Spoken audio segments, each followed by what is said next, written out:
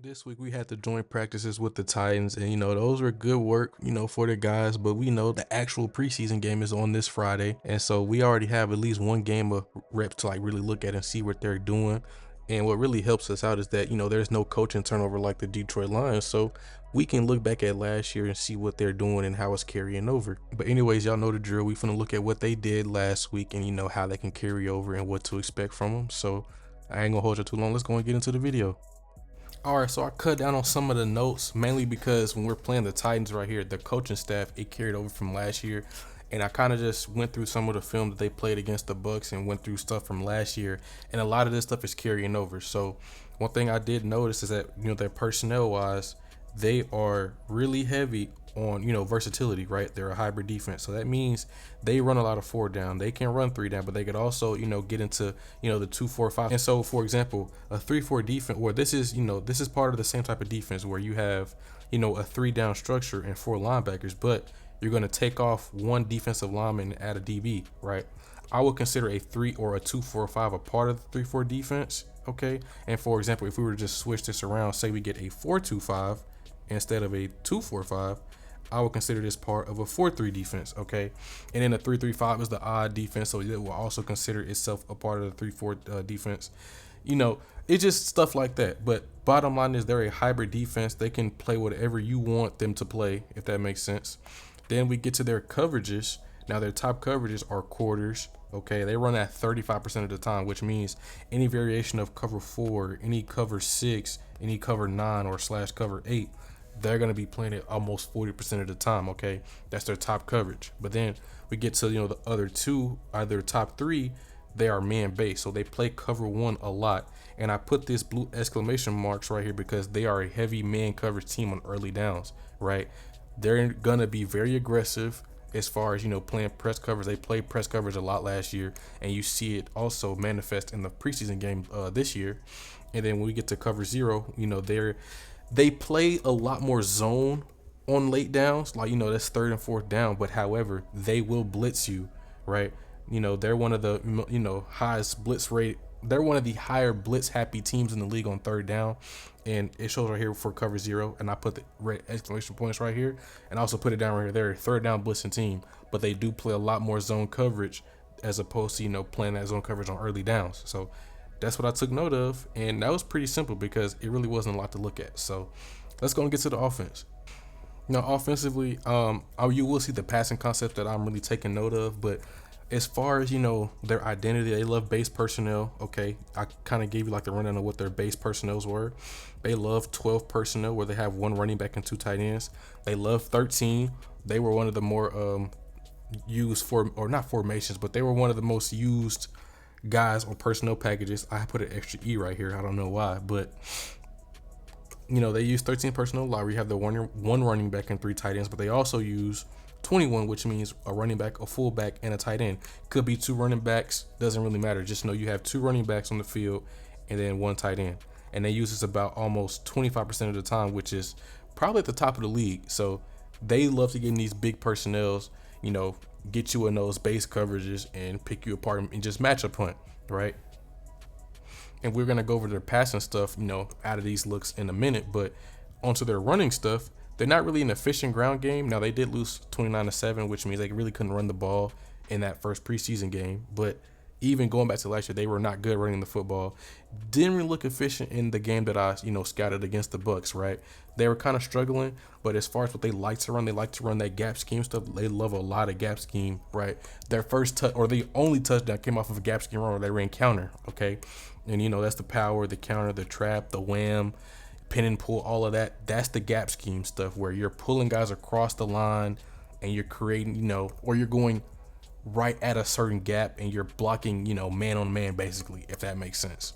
So this is a fairly quick notes moment because there really wasn't a lot to look at, but let's go ahead and get into the film. So the first one looking at is kind of more situational where based on like what we run coverage wise, I think they can use it to take advantage of us. So they've been talking about Calvin Ridley and Cam Ward's connection and how it worked in the joint practices and also in this game. So they run this like crossing route by Calvin Ridley. He ends up sitting it down because there was a big void created, you're going to have a double post on the front side by these two receivers just to clear out the coverage, okay? And you're trying to hit this guy. It's really just 1 to 2 because this is alerted if you get like a certain look that you want. But it's really just reading this inside post to this crossing route. And the reason why I wanted to include this is because they talked about how crossing routes seem to be killing us. And also, since we run man coverage and we run, quarters and stuff, crossing routes kill this defense. So we just got to watch how that plays out for the defense right here, the Bucks. Now, they had two guys in the wrong, or they had a guy in the wrong spot, but they were in cover 3 right here. So as you can see, you see how this takes place where this guy, he's just completely unaccounted for because when we talk about cover 3 cross, by the way, too, remember when you have a receiver, so this is the number one receiver right here, Calvin Ridley, he's going across, right? This guy's supposed to fall off and pick up the first crosser coming back across the field, which is going to be him, okay?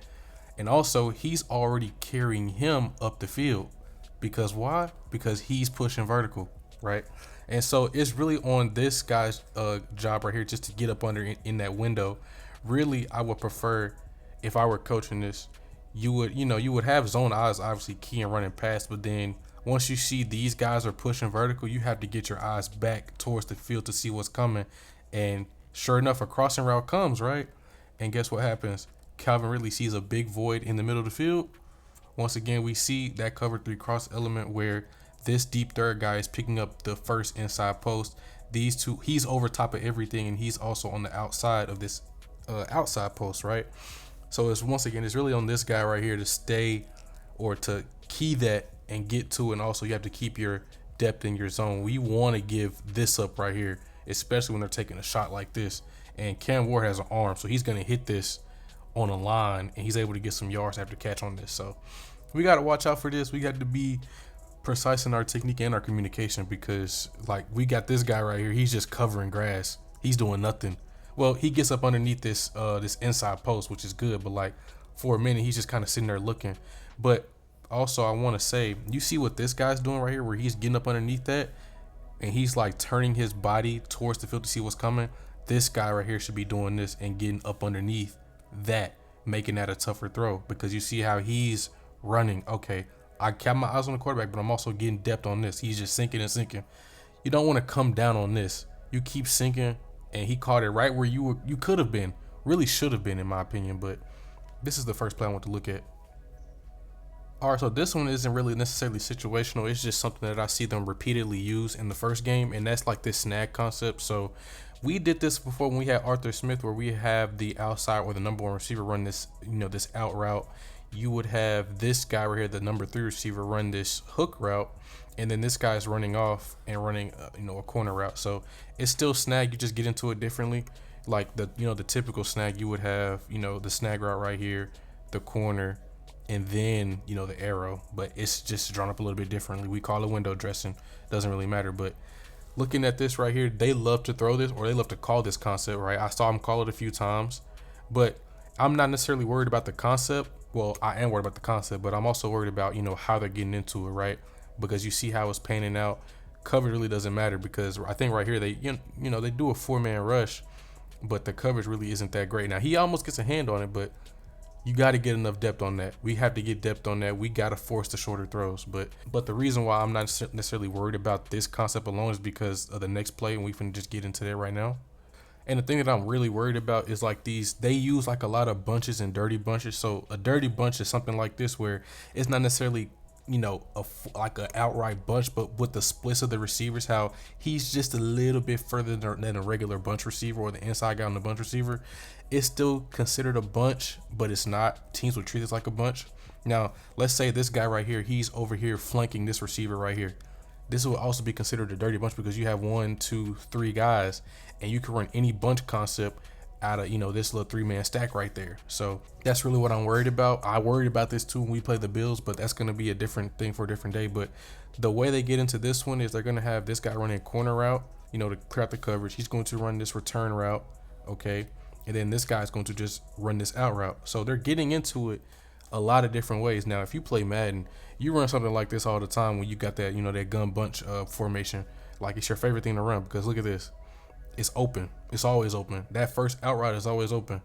And if it's not open, you have your return route going right there. But they also do this backside, which, a lot of teams do this backside where they have this dig, that backside dig everybody talks about, where this is one of the hardest routes to throw in football. Let me redo that because it looked ugly, but this is one of the hardest routes to throw in football because you can't see him. You have to anticipate him being there, and you have your underneath element where you're going to have this guy, you're going to have this guy right here, hold the coverage underneath, and you're just going to be reading the underneath guy. If he sticks to that, hit the dig. If he just sinks on that dig, you hit the check down basically. But the bunch stuff is really kind of what I'm worried about passing wise, because last week we did have communication issues. It was only with 2 people, but you have to be able to pass this type of stuff off, especially in an aggressive defense where you're not necessarily thinking, you're just going. A lot of thinking is not good. So we have to learn how to pass these off. We have to work on our communication rather. But I was at the joint practice on Monday, and they were working on passing off switch releases. So I think they're already kind of scouting for what the Titans are doing. So that's good. All right, so now we're on the run concepts. I'm only going to show you 2. And this one right here, we do a lot also. So we're going to do this motion over across the formation, and they're going to be doing duo. So basically, like I said before, duo is where you're looking at the track of the running back, and if he's going away from the line, that's how you know it's duo. So you're going to have double teams all going this way, okay? And then you're going to have the running back's path go this way. So, and also right here, we have this insert block by the receiver to get the most dangerous man. So we do this a lot, so I'm not really necessarily worried about our defense not being able to guard it because we do this and they're used to it. But I will say we have to rely on our interior guys to really hold firm at the line of scrimmage, or really just recreate the line of scrimmage, because it's all predicated on these double teams right here.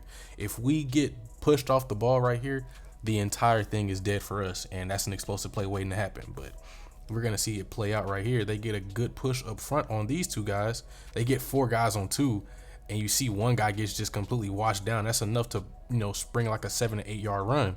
So we have to have Rook and Dorless. They have to hold up right here on these double teams, which I think they can. They're big enough to do it. They're good enough to do it. So I hope so. We got to see what happens though. Now this run concept I'm actually worried about. So this one is a draw play. So that means basically what we're doing here, it's just a normal, run that's going to be up the middle, right?